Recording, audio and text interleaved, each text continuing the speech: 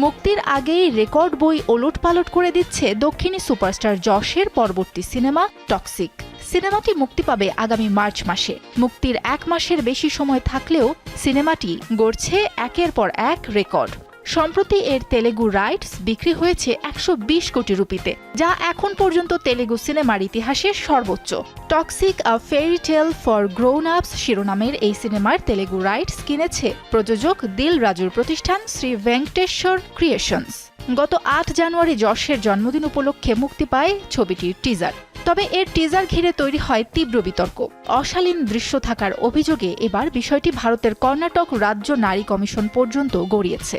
অভিযোগের পর commission central board of film সার্টিফিকেশনকে চিঠি দিয়ে যথাযথ ব্যবস্থা নেওয়ার আহ্বান জানায়।